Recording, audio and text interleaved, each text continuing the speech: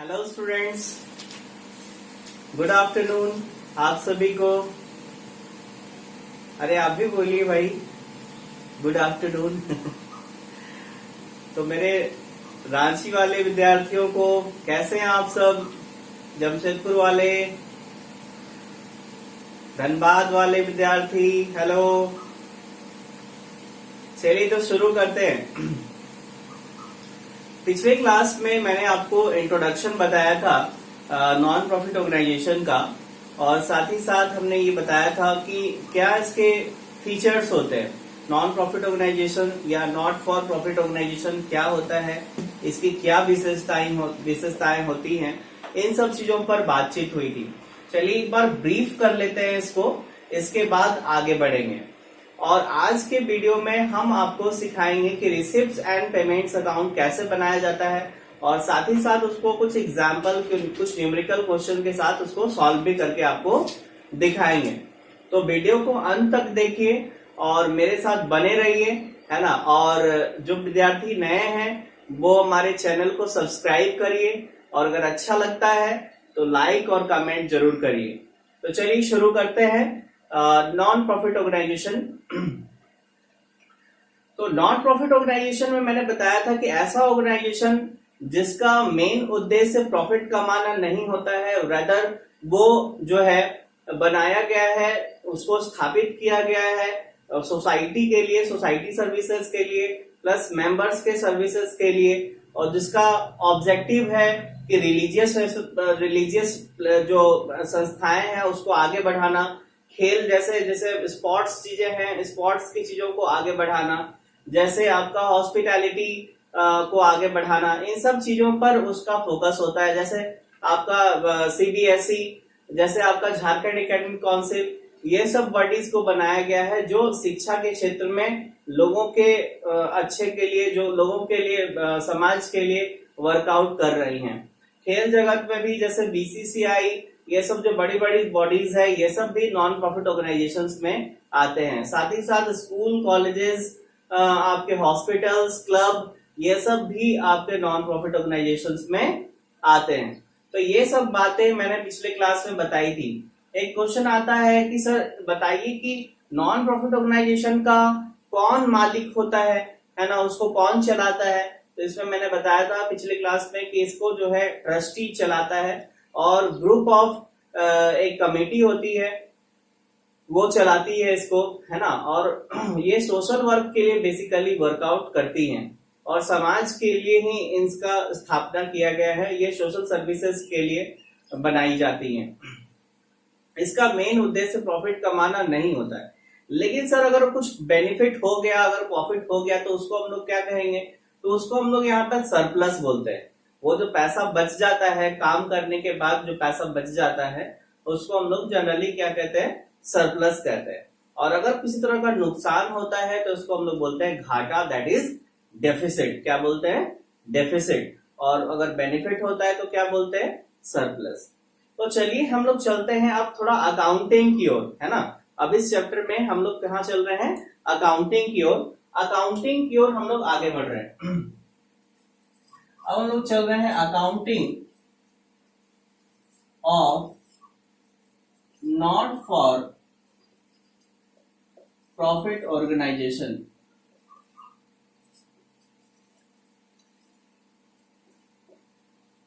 Accounting for not for profit organisation. तो जैसे अगर हम इसमें दो चीजें लें, एक ले लेते हैं प्रॉफिट ऑर्गेनाइजेशन, और एक लेते हैं नॉन प्रॉफिट ऑर्गेनाइजेशन।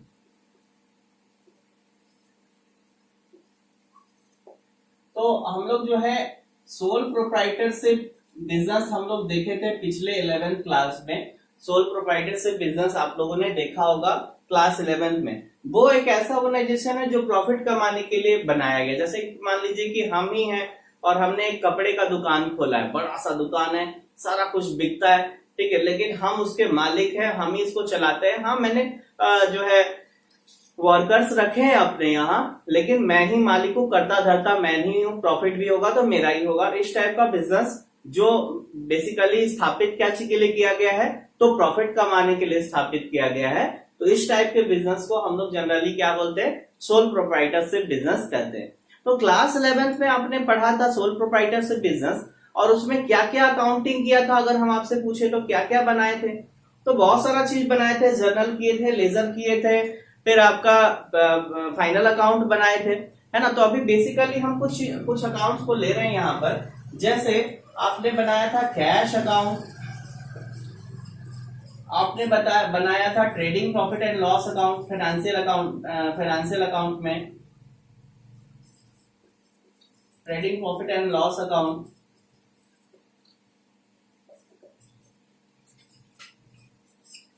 और आपने बनाया था बैलेंस शीट, ठीक है। तो अगर देखा जाए तो ये आपने जो है फाइनल अकाउंट में सीखा होगा, trading profit and loss account कैसे बनाते हैं, बैलेंस शीट कैसे बनाते हैं, ये सारी चीजें सीखी होंगी। तो सर इसके एवज में नॉन प्रॉफिट ऑर्गेनाइजेशंस में क्या क्या बनता है सर, क्या कौन कौन से अकाउंट खुलते हैं सर, तो बोलता है कैश अकाउंट की जगह पर यहाँ पर एक अकाउंट खुलता है जिसको हम लोग बोलते हैं receipts and payment account, receipts and payment account, receipts and payment account. दूसरा अकाउंट खुलता है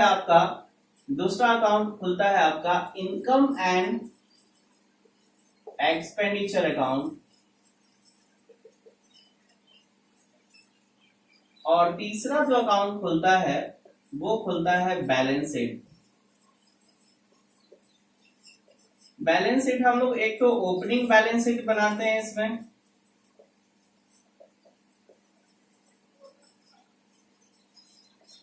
और एक हम लोग बनाते हैं क्लोजिंग बैलेंस शीट।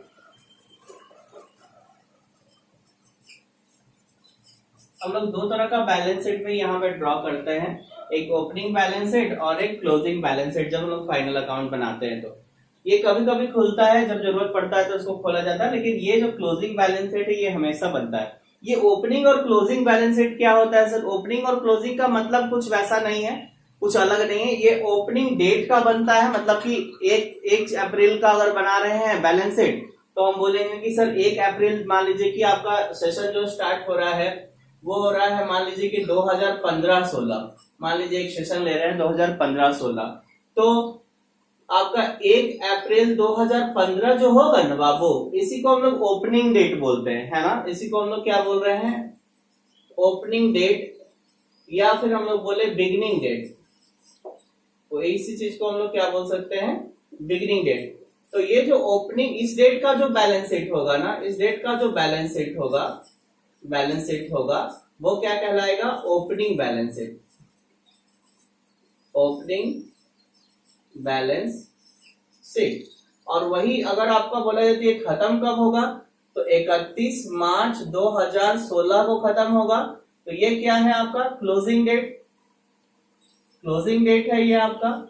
और इसी को हम लोग बोल सकते हैं एंडिंग डेट,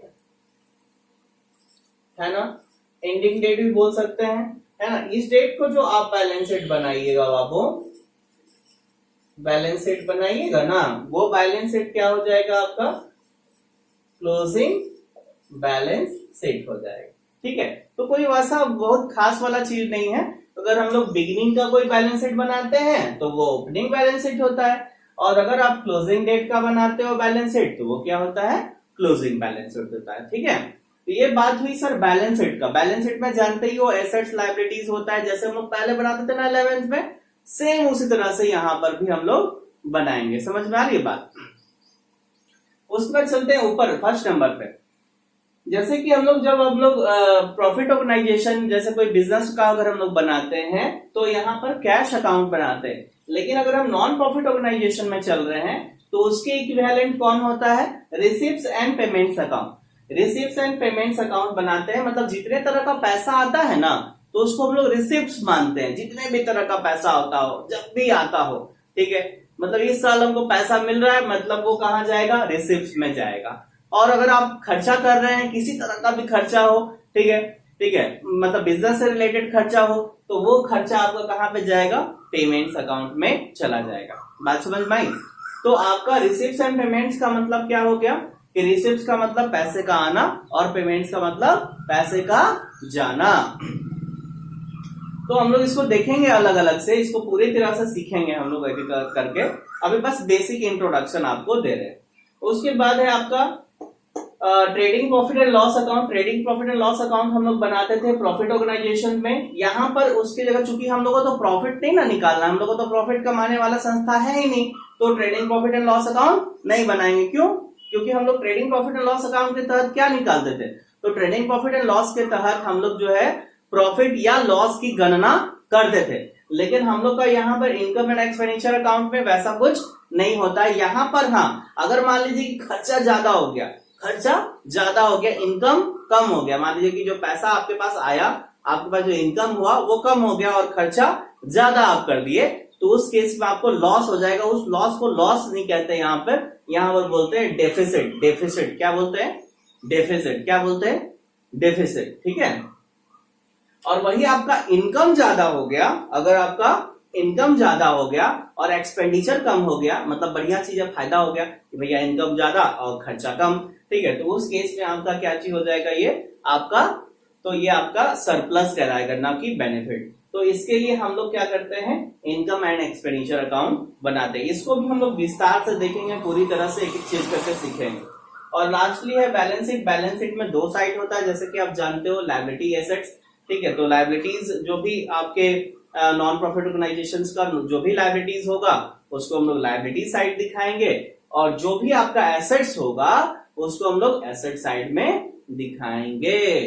तो यही आपका बेसिक चीज है। यहाँ पर यही हम लोग फाइनल अकाउंट बनाते हैं। किसका? नॉन प्रॉफिट ऑर्गेनाइजेशन में हम लोग बेसिकली क्या क्या बनाते हैं? Receives and payments account, income and expenditure account और बैलेंस शीट, ठीक है। तो इसको जो है आप एक बार उतार लीजिए बाबू, इसको भी उतार लीजिएगा। अच्छा,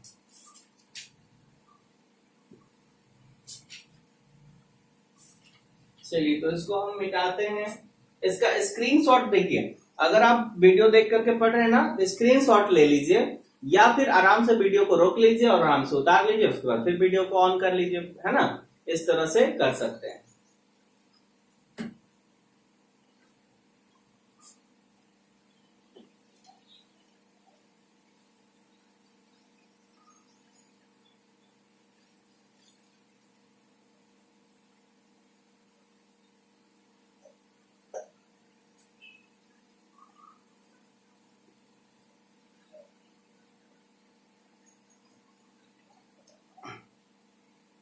देखिए, सबसे पहले हम लोग डिस्कस कर रहे हैं परफॉर्मा, या बोला जाए फॉर्मेट, ठीक है। फॉर्मेट ऑफ हम लोग अभी चल रहे हैं रिसीव्स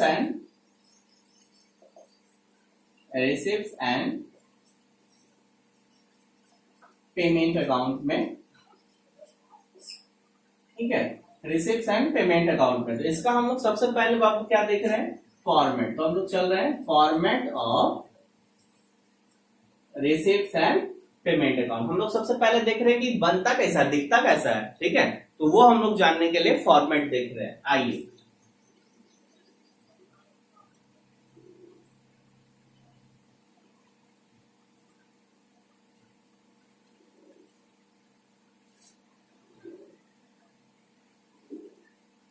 देखिए इसमें ना आपके 4 कॉलम हो गए। एक जो आपका डेबिट साइड होता है ना, इसको हम लोग रिसिप्ट साइड बोलते हैं,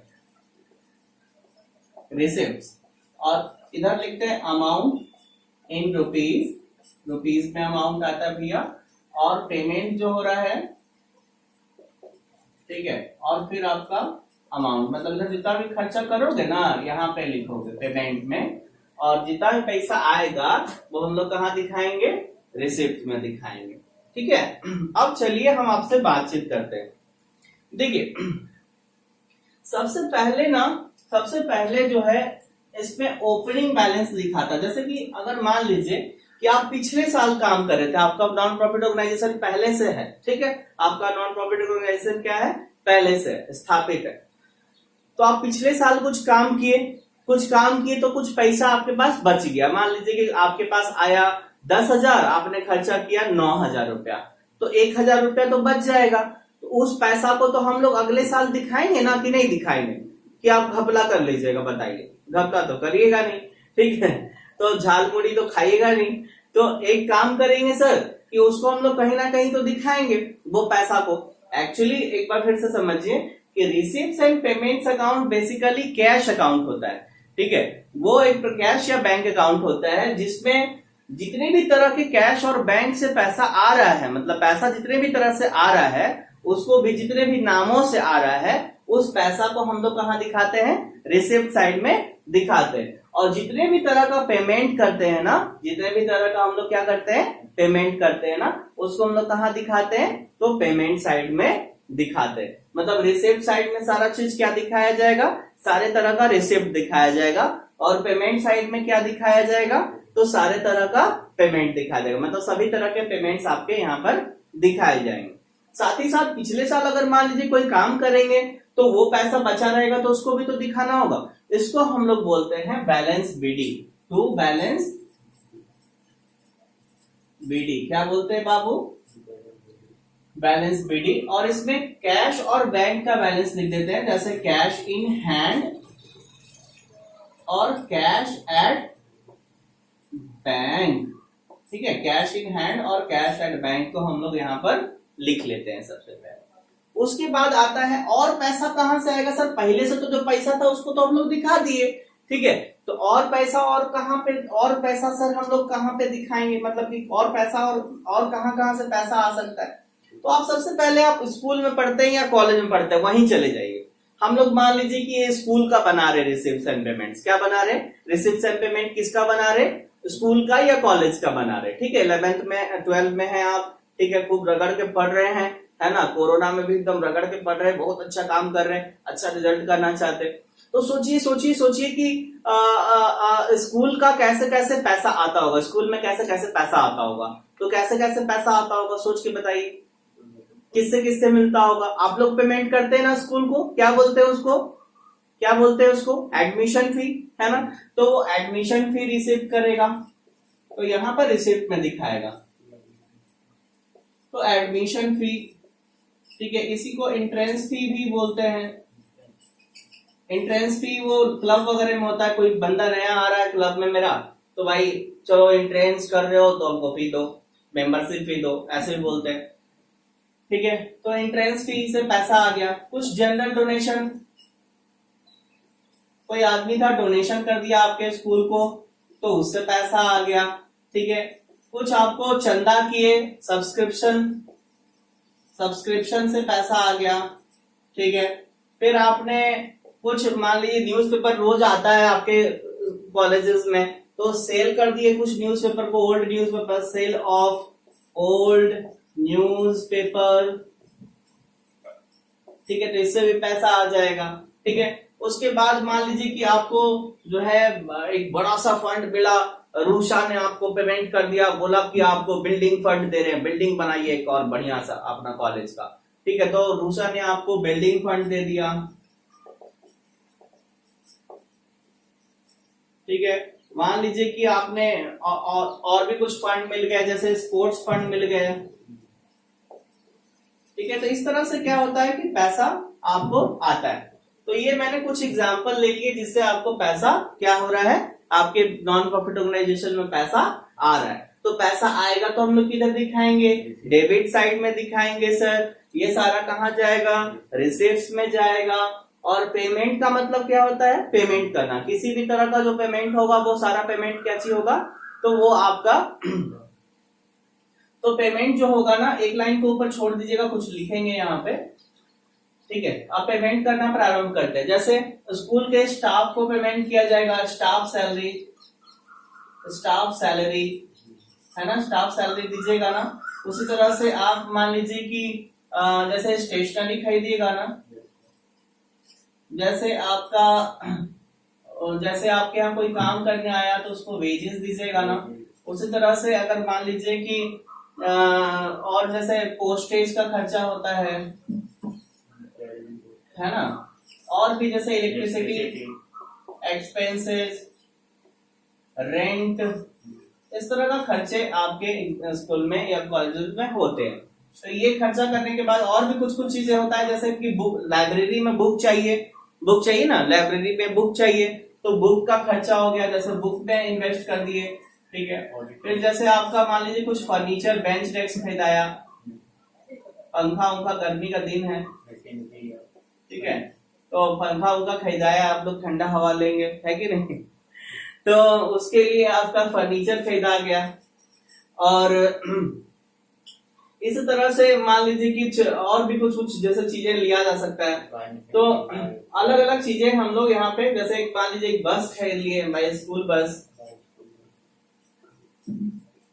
एक स्कूल बस खरीद लिए, ठीक है। एक नया बिल्डिंग बनवा लिए, बिल्डिंग फंड आया था तो, ठीक है, तो बाई बिल्डिंग कंस्ट्रक्शन, ठीक है। तो इस तरह से आपका क्या हुआ कि इस तरह से पैसा आया और पैसा क्या हो गया, निकल गया। पैसा इधर से आया, पैसा इधर से क्या हो गया, निकल गया, है ना। तो ऐसा भी होता है कि सर पैसा बच भी तो जाता है। अगर मान लीजिए इतना सारा पैसा है, अभी कम में खर्चा किए, कुछ पैसा बच गया, तो बच गया तो उसको हम लोग क्या बोलेंगे, बाई बैलेंस सीडी। उसको हम लोग क्या बोलते हैं, by balance CD. Balancing figure होता है ये, जैसे कैश इन हैंड और एक क्या हो जाएगा, कैश एट बैंक, ठीक है।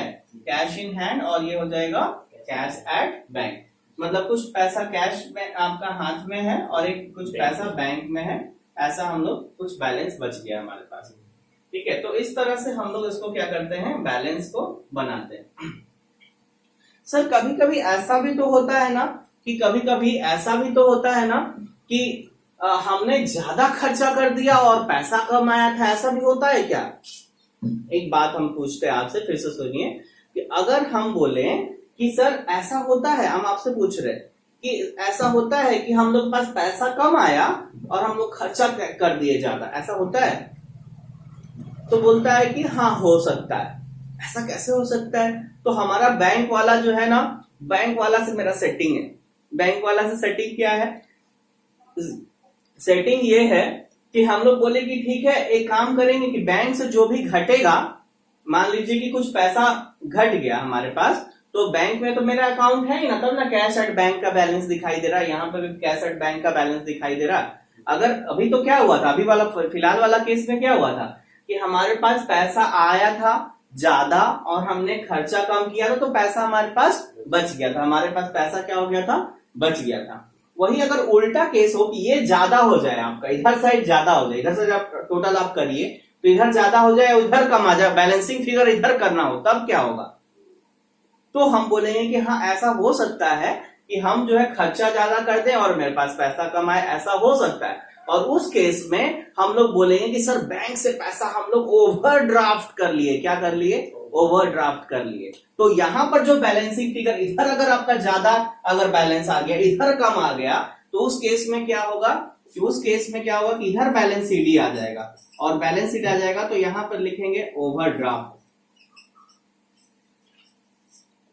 ठीक है। ये आपका बैलेंसिंग फिगर हो जाएगा, समझ के बात को। और फिर अगले साल अगर वो ट्रांसफर होगा तो फिर ये ओवरड्राफ्ट जो है अगले साल ट्रांसफर होगा, तो आपका जब आप अगले साल ओपनिंग बैलेंस दिखाइएगा तो फिर बैलेंस बीडी यहां पर आ जाएगा, बाई बैलेंस बीडी, और ये ओवरड्राफ्ट होगा, ठीक है। बाई बैलेंस बीडी ओवरड्राफ्ट होगा। फिर से समझिए, शायद ये वाला बात को आप नहीं समझ पाए होंगे अच्छे से, ठीक है। तो भी उतना माथा पेची नहीं करना है, लेकिन भी एक बार हम समझा देते हैं, ठीक है। इसका कम इम्प्लीमेंटेशन होता है, लेकिन भी आप समझ लीजिए, एकदम एकदम खाटी देहाती में समझा देते हैं, एकदम क्लियर कॉन्सेप्ट। आइए एक बार फिर से देखते हैं। जैसे अभी आप ये और ये नहीं लिखा हुआ है, मान लीजिए ये और ये अभी नहीं है, गायब हो गया, ठीक है, छू मंतर हो गया। अब देखिए इधर, जैसे अगर मान लीजिए कि आपके पास पैसा ज्यादा आया, पैसा कम खर्चा किए, पैसा क्या होगा, बच जाएगा। बच जाएगा तो आपका क्या होगा, ये आपका बैलेंसिंग फिगर आपका आ जाएगा, ठीक। इधर ज्यादा, इधर 1 लाख हो गया, इधर 90,000 टोटल आ रहा है, तो यहाँ 10,000 रुपया बराबर कर देंगे। क्लियर है? क्लियर है, कोई दिक्कत नहीं है। अब दूसरा साइड से समझिए, अगर मान लीजिए इधर साइड ज्यादा हो गया, आपका इधर ज्यादा हो गया, मतलब एक्सपेंसेस, मतलब पेमेंट ज्यादा हो गया। पेमेंट क्या हो गया आपका, ज्यादा हो गया और इधर बैलेंस करना हो तब क्या करेंगे, तब फिर आपका यहाँ बैलेंस शीट जो गिरेगा ना, इसको हम लोग बोलेंगे ओवरड्राफ्ट। क्या बोलेंगे, ओवरड्राफ्ट। क्या बोलेंगे, ओवरड्राफ्ट। क्या बोलेंगे, ओवरड्राफ्ट। क्या बोलेंगे, ओवरड्राफ्ट। बात समझ में आया। तो यहाँ पे जो बैलेंसिंग फिगर करेंगे उसको क्या बोलेंगे, ओवरड्राफ्ट। और फिर अगले साल जब बनाया जाता है तो बैलेंस बीडी जब आता है, मतलब अगर क्वेश्चन में बोले कि आपका ओपनिंग बैंक का बैलेंस नहीं दिया हुआ है, ओवरड्राफ्ट बैलेंस दिया हुआ है, ठीक है, तो उस केस में आपको बैलेंस बीडी यहां पर दिखाना पड़ेगा। वो बहुत रेयर होता है। अभी आप और क्वेश्चन के माध्यम से इसको मैं क्लियर करा दूंगा, एकदम चिंता आपको नहीं करना। मेरे साथ पढ़ रहे हैं, एकदम मस्त पढ़िए, मजा आ जाएगा। ठीक है, चलिए तो ये इसको उतार लीजिए आप। ये हुआ फॉर्मेट। फॉर्मेट में बेसिकली एक बार समरी कर देता हूं। रिसिप्ट्स एंड पेमेंट्स अकाउंट एक प्रकार का आपका कैश अकाउंट है, एक प्रकार से बोल सकते हैं, ठीक है, जिसमें आपका पैसे का आना और पैसे का जाना दिखाई देता है। डेबिट साइड में ऑल द रिसिप्ट्स को दिखाते हैं, डेबिट साइड में सारे रिसिप्ट्स आते हैं, और पेमेंट साइड जो होता है वो क्रेडिट साइड होता है, मतलब सारे क्रेडिट आइटम क्या होंगे, पेमेंट्स होंगे। सारे तरह के खर्चे यहाँ पर हम लोग दिखाते हैं और सारे तरह के इनकम को हम लोग यहाँ पर दिखाते हैं। समझ में आया बात। अब कुछ बात आप समझ लीजिए जो बहुत ही ज्यादा इंपॉर्टेंट है इससे रिलेटेड। सबसे पहला ना, कैश अकाउंट जो होता है ना, इक्विवेलेंट होता है आपके कैश अकाउंट से। मतलब रिसिप्ट्स एंड पेमेंट्स जो है ना, रिसिप्ट्स एंड पेमेंट अकाउंट जो होता है वो बराबर होता है किसके, कैश अकाउंट के। ये रिसिप्ट्स एंड पेमेंट अकाउंट जो है इसका बेसिस क्या होता है, बेसिस का मतलब किसके आधार पर बनाया जाता है, तो ये कैश बेसिस पर बनाया जाता है। मतलब कि कैश आएगा तो ही दिखाएंगे, कैश नहीं आएगा तो नहीं दिखाएंगे। जैसे सर, जैसे मान लीजिए कि आप गए सब्सक्रिप्शन लेने, चंदा लेने, मान लीजिए कि 100 मेंबर हैं, क्लब की बात कर रहा हूं मैं, क्लब भी नॉन प्रॉफिट ऑर्गेनाइजेशन होता है और क्लब भी नॉन प्रॉफिट ऑर्गेनाइजेशन होता है। हमने क्या किया, हम लोग बोले कि चलो आज लिट्टी चोखा पार्टी करेंगे, ठीक है, तो चलो सबके क्या करें, पैसा कलेक्ट करते हैं। तो सबसे क्या पैसा कलेक्ट करने के लिए 100 रुपया पर से लेना था, सब लोगों से कितना लेना था, 100 रुपया। 100 मेंबर था, 100 आदमी था और 100 रुपया एक से लेना था भैया, ठीक है। तो कितना जमा होता, 10,000 जमा होता। लेकिन क्या हुआ, एक आदमी बोला कि भैया हमारा पास तो ये नहीं है, तो क्या होगा उस केस में, तो एक आदमी का 100 रुपया करके पैसा नहीं मिलेगा। इसी को बोलते हैं आउटस्टैंडिंग। क्या बोलते हैं, आउटस्टैंडिंग। क्या बोलते हैं, आउटस्टैंडिंग। आउटस्टैंडिंग रह गया 100 रुपया, मतलब 100 रुपया नहीं मिला। कितना मिला, सिर्फ 9,900। तो यहाँ पर 100 रुपया हम नहीं दिखाएंगे भैया, यहाँ पर हम कितना दिखाएंगे, केवल 9,900। क्यों, क्योंकि कैश बेसिस पर अकाउंटिंग हो रहा है। समझ में आई बात। तो कैश बेसिस पे अकाउंटिंग हो रहा है, मतलब यहाँ पर कितना दिखाएंगे बाबू, तो 9,900 दिखाएंगे। समझ में आई बात। तो यहाँ पर कैश बेसिस का मतलब वो आउटस्टैंडिंग को यहाँ पर नहीं दिखाना। किसी तरह का पैसा अगर जो नहीं मिला है उसको आप इस पे नहीं दिखाएंगे। ध्यान रहेगा क्वेश्चन में, क्योंकि रहता है कभी कभी बोलेगा कि रुपीज इतना रुपया आउटस्टैंडिंग है, सब पैसा मिल गया लेकिन इतना पैसा नहीं मिला, तो उतना पैसा को मत दिखाइए इसमें। काहे कि रिसिप्ट्स एंड पेमेंट्स अकाउंट है और ये कैश बेसिस पे बनाया जाता है। समझ में आई बात। कोई दिक्कत है उत्तम, कोई दिक्कत है, समझ में आ रही है बात। Yes sir. चलिए, तो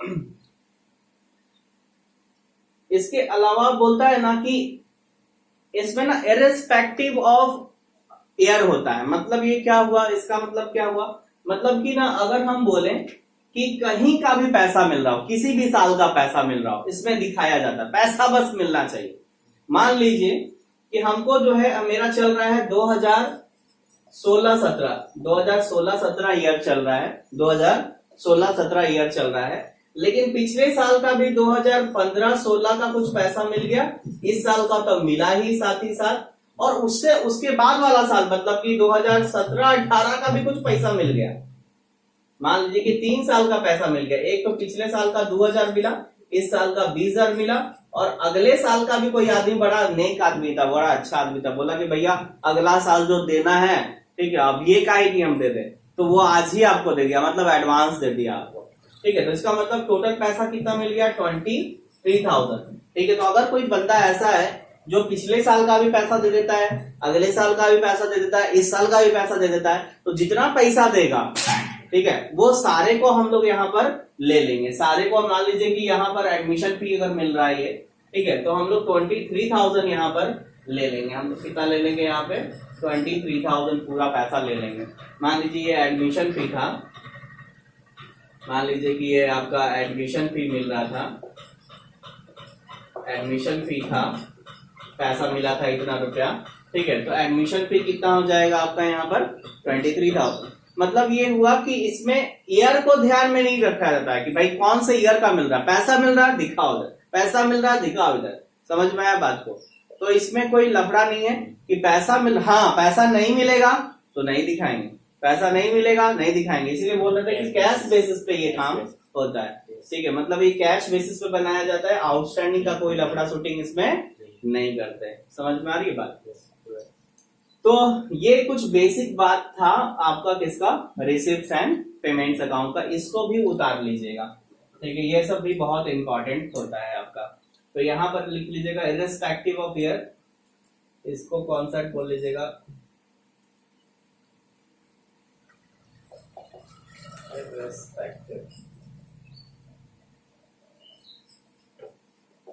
इर्रेस्पेक्टिव ऑफ ईयर। ठीक है, मतलब ईयर को छोड़ इर्रेस्पेक्टिव कर देना, मतलब उतना रिस्पेक्ट नहीं देना है। इर्रेस्पेक्टिव का मतलब हुआ रिस्पेक्ट नहीं देना है, जो भी पैसा मिल रहा है दिखाओ इधर, टेंशन नहीं लेने का। पैसा जो खर्चा कर रहे हैं उसमें भी वैसे ही होगा।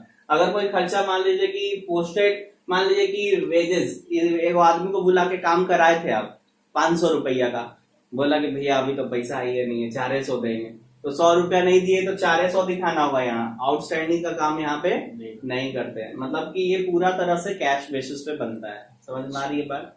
चलिए, तो इसको भी उतार लीजिए, वीडियो को रोकिए और इसको उतारिए आराम से एकदम एक एक करके, और उसके बाद ही आगे बढ़िए, तभी मजा आएगा क्लास करने का। एकदम सीरियस होकर क्लास करिए।